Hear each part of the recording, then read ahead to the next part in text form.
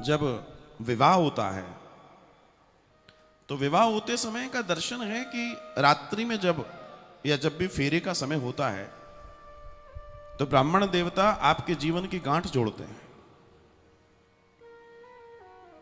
और वे आपके जीवन के महान महान यात्रा में सबसे बड़े संधिकर्ता होते हैं।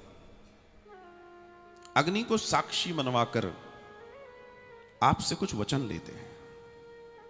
वे पुरुष से भी लेते हैं और वे स्त्री से भी लेते हैं। वो वचन क्या है? कहना जब विवाह हुआ उसके बाद सब भूल गए। अगर उन वचनों को साक्षी मान लिया जाए, क्योंकि साक्षी कौन था उस समय? कौन था साक्षी? अग्नि साक्षी थी। अग्नि देवता उन वचनों के साक्षी थे। किसी भी कार्य में किसी ना किसी को साक्षी देनी पड़ती है और वो साक्षी अग्नि देवता देते हैं। वहां पर सनातन में अग्नि को सर्व पवित्र माना गया। अग्नि में कोई दोष नहीं होता। इसलिए भगवान राम ने भी माता सीता को अग्नि को ही सौंपा था। पावक में ही जगह दी थी और फिर वापस लिया था। अग्नि परीक्षा के रूप में वापस भी निकाला था। लेकिन जो सबसे बड़ा दर्शन है, पुरुष को भी बताते हैं पंडित जी कि भैया ये तुम्हारे कर्म है, और स्त्री को भी बताते हैं कि देख भाई तेरे ये कर्म है। दोनों को सामंजस्य रखना है और एक दूसरे के लिए तुम्हें देखभाल करनी है। लेकिन विवाह अपनी जगह पर है। आजकल के विवाह और उन विवाहों में बड़ा अंतर हो गया है। पहले पति पत्नी का विवाह होता था, मतलब स्त्री पुरुष का विवाह होता था, लड़का लड़की का विवाह होता था। आज स्टेटस से स्टेटस का विवाह होता है। आज पैसे से पैसे का विवाह होता है। आज कद से कद का विवाह होता है और स्टेटस कभी स्टेबल नहीं रहता, पैसा कभी एक स्टेबल नहीं रहता और कद कभी स्टेबल नहीं होता। इसलिए ये विवाह टूट रहे हैं। इसलिए टूट रहे हैं। इनके टूटने के पीछे कोई और बड़ा रीजन नहीं है। करोड़ों रुपए लगा के विवाह हो रहे हैं और 6-6 महीने नहीं टिक रहे हैं महाराज। आखिर कारण क्या है इनके पीछे? इनके पीछे कारण है दंभ। जब बेटी ब्याही जा रही है तो उसको क्या सीख देनी चाहिए और क्या सीख दी जाती है, और उसके दिमाग में यह सेट कर दिया जाता है कि तू बिल्कुल चिंता मत कर, हम हैं। जैसे वो विवाह होके ससुराल नहीं जा रही, पाकिस्तान बॉर्डर जा रही हो लड़ने। आप विचार कीजिए, जिसके दिमाग में ये सब भर दिया जाए, जिसके दिमाग में शक भर दिया जाए, वो किसी सही व्यक्ति को भी सही नजर से नहीं देख सकता। और इतनी बड़ी समस्या हो गई है। एजुकेशन लेना कोई बड़ी बात नहीं है, लेकिन वो एजुकेशन नहीं है जो अहंकार भर दे। ध्यान रखना, शिक्षा ददाति विनयम। शिक्षा वही है जो विनय देती है। और अगर आपकी शिक्षा ने आपके अंदर अहंकार भर दिया है तो वो शिक्षा नहीं है। फिर वो शिक्षा नहीं है। फिर उसे समझना पड़ेगा, उसे जानना पड़ेगा। जो शिक्षा परिवार चलाने के लिए चाहिए, जो शिक्षा परिवार को वहन करने के लिए चाहिए, अगर उसकी कमी है, दुनिया की सारी यूनिवर्सिटी फीकी हैं। दुनिया की पूरी यूनिवर्सिटी, दुनिया की महान महान यूनिवर्सिटी को उठा लीजिए, जो पढ़ाई करा रही हैं वो सब फीकी हैं। अगर मां के संस्कारों की यूनिवर्सिटी फीकी पड़ गई तो फिर कोई यूनिवर्सिटी काम नहीं करती। वो 2-4-6-7 साल किसी यूनिवर्सिटी में पढ़ना है और यहां बचपन से लेकर, गर्भ से लेकर बच्चा अपनी मां के साथ रहा है। अगर वो संस्कार उसको सही नहीं मिले तो वो कुछ नहीं कर सकती। ये विचार करने वाली बात है। आपके दिमाग में अगर ये विचार है कि हमें तोड़ना है तो कोई जोड़ नहीं सकता, और अगर आपके दिमाग में ये विचार है कि हमें जोड़ना है तो कोई तोड़ नहीं सकता। लेकिन सबसे बड़ी समस्या यह है कि तलवारें दोनों तरफ से खिंची हुई हैं, एक तरफ से नहीं खिंची।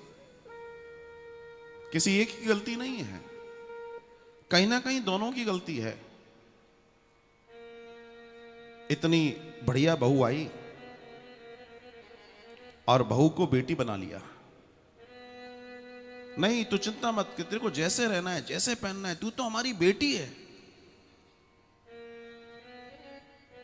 और एक दिन फिर डिफरेंसेस पैदा हो गए। अरे महाराज, बेटी कभी बहू नहीं हो सकती, बहू कभी बेटी नहीं हो सकती। तुम यहां भी गड़बड़ा रहे हो। बेटी की अपनी मर्यादाएं हैं, बहू की अपनी मर्यादाएं हैं।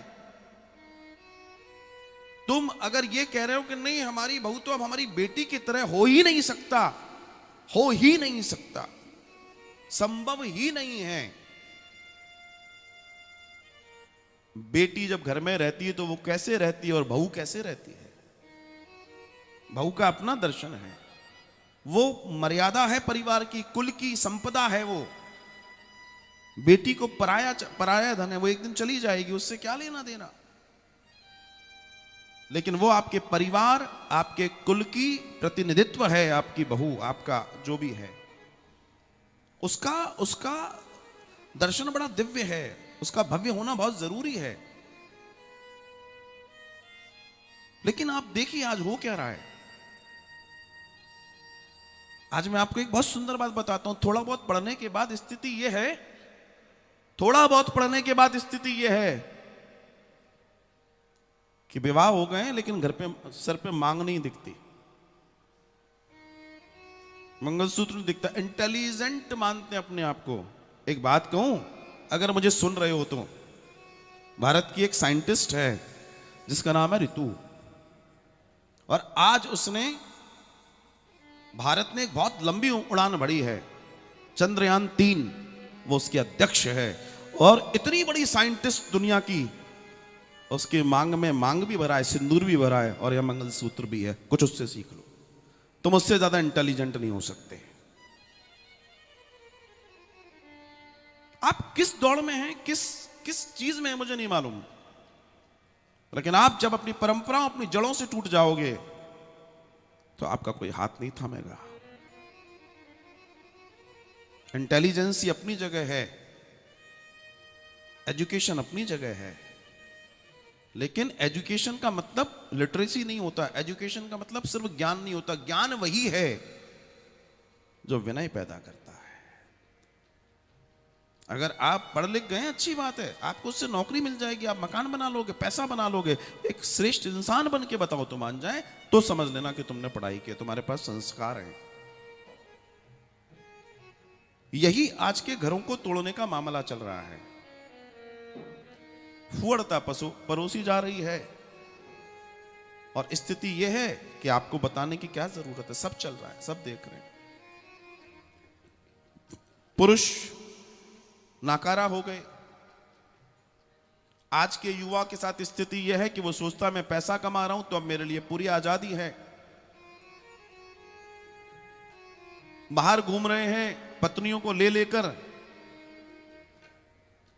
और ऐसी पोशाकें पहना रहे हैं कि देखते से क्या कहें, ऐसा पुरुष किस काम का जो अपनी पत्नी को अर्धनग्न होकर घुमा रहा है। आश्चर्य की बात है। यहां कौन देख रहा है? अरे वो तो देख रहा है, समाज तो देख रहा है। कैसे सहन कर सकते हैं? कैसे इनकी आंखें, कैसे कलेजे हैं इनके, इनके अंदर का पुरुषत्व मर गया। मुझे तो कभी कभी ये लगता है। ये आश्चर्य की बात है, बहुत आश्चर्य की बात है, बहुत आश्चर्य की।